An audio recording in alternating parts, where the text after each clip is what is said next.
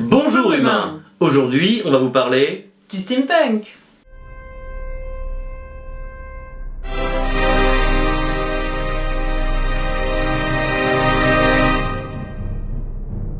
Selon le dictionnaire Merriam-Webster, le steampunk est une forme de science-fiction qui traite des sociétés du 19e siècle. On y retrouve principalement une esthétique inspirée de l'époque victorienne et donc de la révolution industrielle anglaise.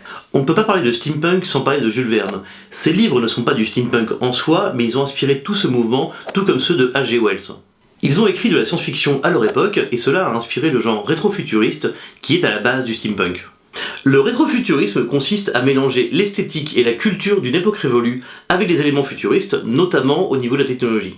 Mais qui est le génie ou le fou qui a pensé un tel univers ? Tout commence dans le monde mystérieux des années 80.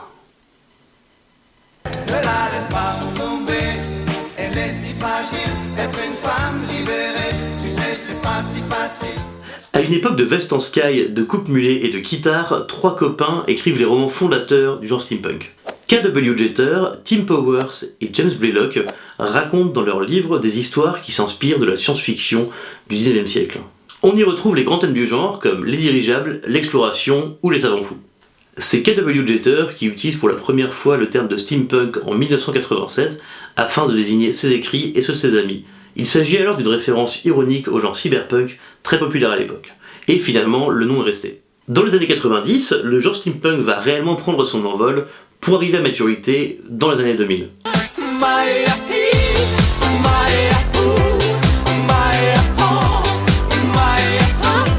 Comment reconnaît-on une œuvre steampunk ? Ça se voit au premier coup d'œil. Tout d'abord, au look des personnages. Rouflaquettes, moustaches et coiffures élaborées sont légion. Côté vêtements, on retrouve beaucoup de chapeaux haute forme, de corsets et de montres à gousset. L'un des éléments les plus reconnaissables du genre est la fameuse paire de lunettes ou goggles, très associée aux pilotes de dirigeables. Le steampunk donne un rôle majeur à la machine. La plus populaire est le dirigeable donc, mais on trouve aussi toutes sortes de machines futuristes comme les sous-marins, les jetpacks ou encore des trains gigantesques.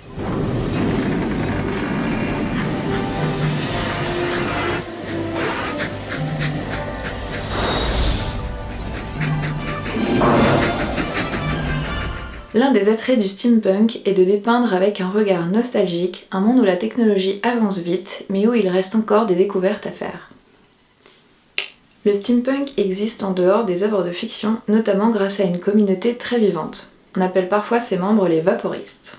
Ils se réunissent dans des conventions spécialisées ou généralistes, mais ça ne se limite pas à ça. Pour eux, il s'agit d'un véritable art de vivre. Il ne s'agit pas de faire du cosplay qui reproduit le costume d'un personnage de fiction, mais bien de se réinventer dans une ère victorienne rétro-futuriste.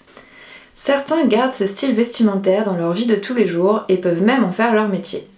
Ces artisans fabriquent par exemple des costumes avec corset ou haut de forme, des objets de déco ou des bijoux en utilisant des éléments typiques du genre.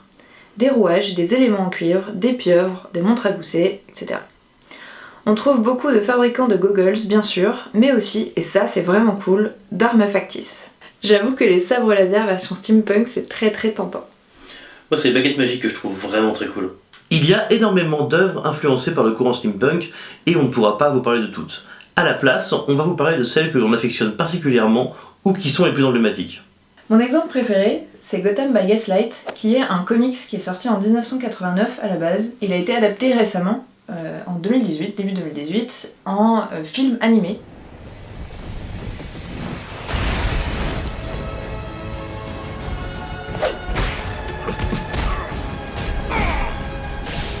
Get off the street. Now!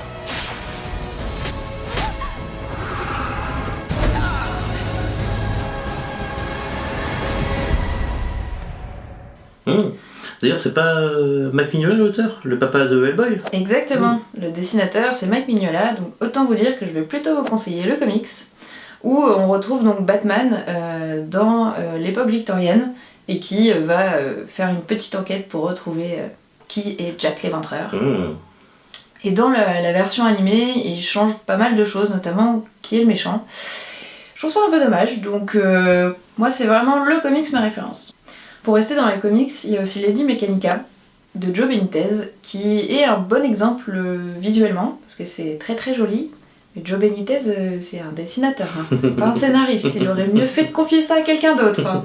Donc regardez, c'est très beau, mais passez à autre chose rapidement. Il y a un exemple que j'aime beaucoup, moi, de mon côté, c'est la série animée La Légende de Korra, qui se passe dans un monde en dehors du côté fantasy et de ses très nombreuses qualités d'écriture, je te la recommande d'ailleurs. On découvre une société florissante qui ressemble un peu à l'Angleterre du 18e, 19e siècle, mais avec une inspiration fortement asiatique, notamment inspirée de la culture chinoise, ce qui donne des mélanges assez fantastiques avec des voitures à vapeur, des dirigeables, etc., mais qui ont un design et une inspiration asiatique. C'est vraiment une super belle série pour ça, et ils ont vraiment réussi à bien saisir tout le contexte de la révolution industrielle pour créer un univers de steampunk fantasy. C'est cool. C'est vraiment très Ça a sympa. l'air trop bien. Ouais, moi j'adore. Dans la catégorie film d'animation, il ne faut pas non plus mettre de côté toute l'œuvre du studio Ghibli, le studio japonais de Hayao Miyazaki, qui a notamment quelques films qui sont très très steampunk, comme le Château dans le ciel ou le Château ambulant, où là c'est carrément un château qui se déplace à vapeur. Un autre exemple que j'aime beaucoup, c'est la série Doctor Who.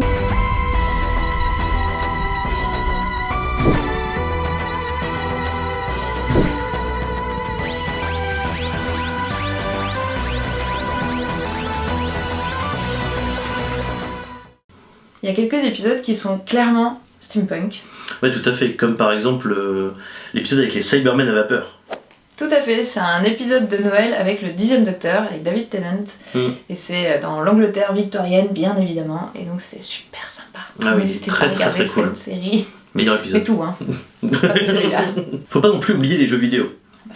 Dans le 9e opus de la saga Final Fantasy, on retrouve un univers clairement heroic fantasy par rapport à d'autres précédents opus qui étaient plus science-fiction, avec des éléments steampunk, autant dans le look des personnages que la présence de dirigeables, qui sont forcément l'élément indémodable du steampunk. Et pour finir, mention spéciale à Wild Wild West. From the director of Men in Black. Now what?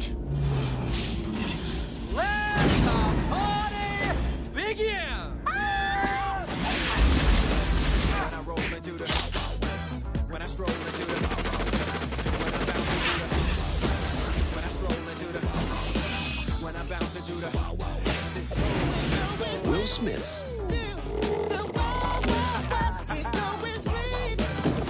C'est un film à la qualité discutable, mais c'est un vrai souvenir d'enfance pour moi, donc j'avais envie d'en parler. Et je voulais surtout mentionner cette merveilleuse scène où on retrouve Will Smith en cow-boy sur une araignée géante qui fonctionne à vapeur.